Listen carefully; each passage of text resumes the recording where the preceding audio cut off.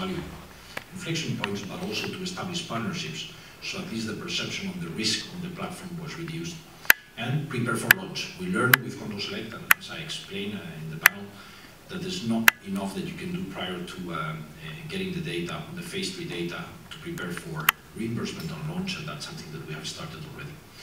And finally, if we are successful in those two things, then we will have a sustainable business with several products and a successful company that eventually can add other assets into the equation.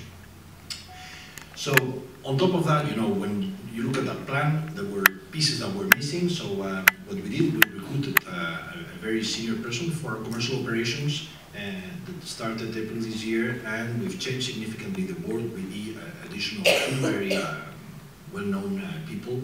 Jean-Stéphane is the father of the vaccines at GSK. Russell Craig was the head of GSK in the US, and also head of SR1, the venture fund of GSK. The fact that they are both from GSK, there's no rumors about GSK being interested in us, unfortunately. So we have today a very strong management team with 5 independent board members, all of them very well known, and a very strong management team that comes out of the both companies getting together. And I think that, again, we have an outstanding team to deliver on the plan. And let me tell you, because last year, when I said all the things that we were going to do, and what I want to show is what we've done. So to make Control Select a cash flow positive asset, it was very clear what we needed to do. We needed to have manufacturing capability, which we didn't have enough. And what I can tell you is we've made 2 announcements. One is that in April, we obtained the manufacturing license for the Citar-Guillain manufacturing facility, which is today the largest manufacturing facility of cell therapy in Europe.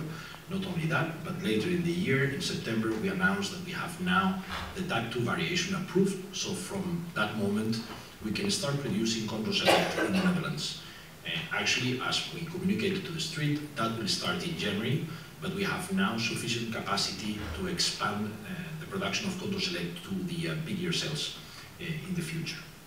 Second one was reimbursement, and I was explained at length the pain of that process. But as I mentioned, May of 2011, we obtained reimbursement in Belgium. Very importantly, June of this year, we obtained retroactive reimbursement in the Netherlands. So we got the money back since January 2011, which was a very nice achievement. And what's the rest? Well, we have Bupa and Aviva that have just agreed to reimburse Control Select on a routine basis. We keep having reimbursement in Germany on a case-by-case basis. And we are expecting to have reimbursement in Spain before the end of the year, and in France beginning of next year. So reimbursement is finally moving. I think that we're reaching the point at which it will be yes or no. Hopefully, as we get there, we're getting more and more yeses, and hopefully that will mean that we will have a larger market to serve.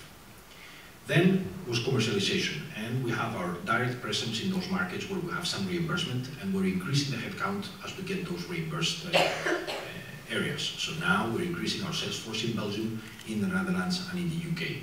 We still have a very, very small team, but as the sales grow, we will be growing our efforts. Then something that we're devoting a lot of effort, and I see some of the people in the room that are helping on that effort, is ensuring that in Europe, what was called the transition period of the non-ATMP products, which is to end in December of this year, actually makes it a reality, and at the end of this year, all the products that are today in the market that were not, didn't go through the formal approval are excluded from the market.